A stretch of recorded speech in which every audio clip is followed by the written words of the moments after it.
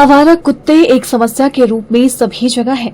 क्या गांव, क्या शहर, क्या गली मोहल्ले, क्या सड़क, जिधर से गुजरो ये दिखाई पड़ जाते हैं और लोगों को काटना तो जैसे इनके लिए आम बात हो गई है। राजधानी शिमला में भी आवारा कुत्तों का आतंक हर जगह दिखाई पड़ता है।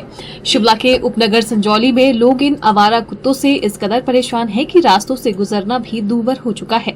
कुत्ते रास्तों में झुंड बनाकर बैठ जाते हैं, जिन्हें देखकर आदमी की हालत पतली हो जाती है।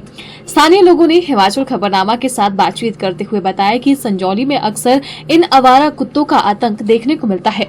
कुत्ते झुंड में घूमते फिरते रहते हैं, जिससे स्कूली बच्चों और खासकर बुजुर्गों को ज्यादा खतरा रहता है। कुत्तों के काटने के कई मामले भी सामने आ चुके हैं, लेकिन फिर भी नगर निगम प्रशासन इस पर कोई कार्रवाई नहीं कर रहा है। ऐसे में जनता ने इन्हें शेल्टर होम ले जाने की मांग की है। डॉग्स का ऐसा है कि स्कूल के बच्चे आते जाते हैं तो उनको परेशानी होती है ज़्यादा, छोटे छोटे बच्चों को ना। पब्लिक को भी है, ऐसा कुछ नहीं है कि यहाँ पब्लिक भी होता है, दिन को भी है। हम ये चाहते हैं कि इनको या तो कंट्रोल किया जाए या कहीं और छोड़ा जाए, क्योंकि मेन कारण है यहाँ स्कूल है। स्कूल के छोटे छोटे बच्चे आते जाते हैं, उनको परेशानी होती है। बच्चे डरते हैं, पेरेंट्स को साथ आना पड़ता है, साथ ले जाना पड़ता है। मैं DS Verma, farmer deputy mayor Shimla. यहाँ इस साइड तो एक तो कुत्तों की बड़ी परेशानी है। यहाँ मोनाल स्कूल के गेट के साथ ही मेन सड़क पे 8-10 कुत्ते लेटे रहते हैं, और जब भी कोई बच्चे या बूढ़े आते हैं तो काटते हैं, और कई लोगों को काट लिया।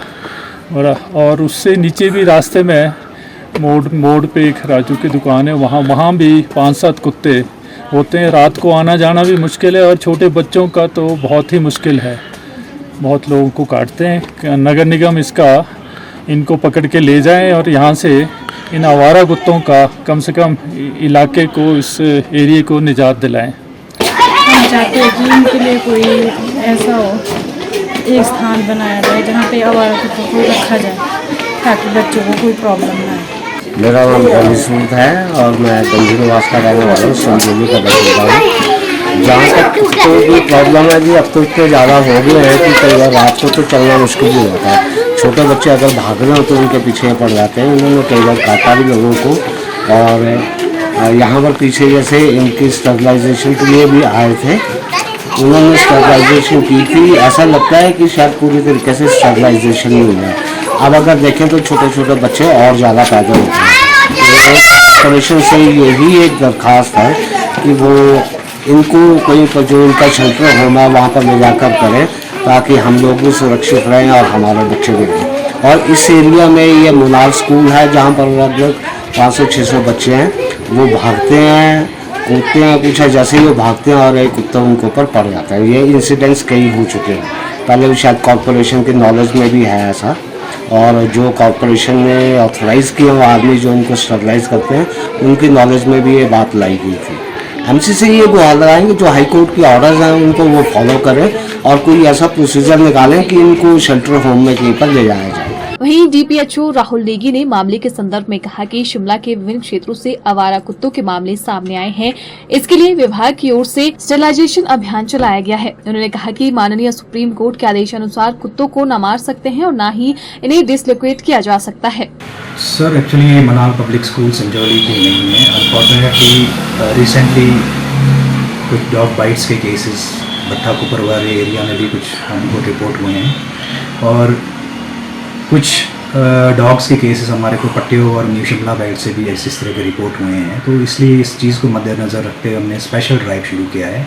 शिमला शहर को स्ट्रे डॉग्स फ्री करने के लिए हमारी एक कोशिश है, जिसके लिए हम स्टेरिलाइजेशन अभियान हमने शुरू करी है। एक रीज़न इसमें ये मैंने पर्सनली ऑब्जर्व किया है कि म्यूनिसिपल कॉर्पोरेशन शिमला अपने तरफ से कुछ विगत 15 सालों से डॉग्स के स्टेरिलाइजेशन और एंटी रेबीज़ वैक्सीनेशन का काम हम निरंतर करते आ रहे हैं। कहीं ना कहीं मुझे लगता है यहाँ पे कॉमन पीपल, आम लोगों की तरफ से थोड़ा सा कॉपरेशन हमें इस तरह से नहीं हो रहा है, क्योंकि ब्रीच हो रही है हमारे म्यूनिसिपल एरिया में। कुछ लोग अपने आसपास के बगीचों से या आसपास के शिमला के एडजॉइनिंग एरिया से जो न्यू बॉर्न पप्स हो रहे हैं, या जहाँ घरों में इन्होंने डॉग्स पाल रखे हैं, या जो फीमेल जैसे पैदा होते हैं बिचेस पप्स वगैरह, वो यहाँ शिमला के एरियाज़ में टेरिटरीज़ में आके छोड़ देते हैं।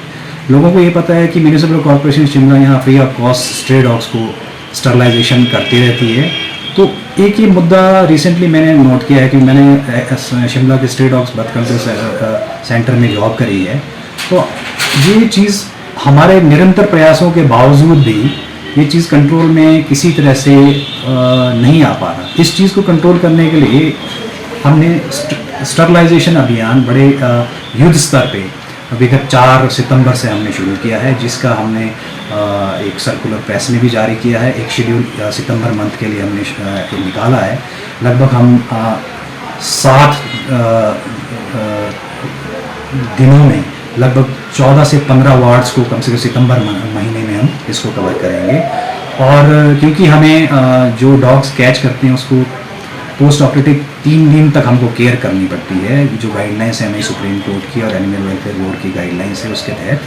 तो हम डेली इस चीज़ को अभियान को नहीं कर सकते और अगले महीने भी हम इस चीज़ को निरंतर जारी रखेंगे।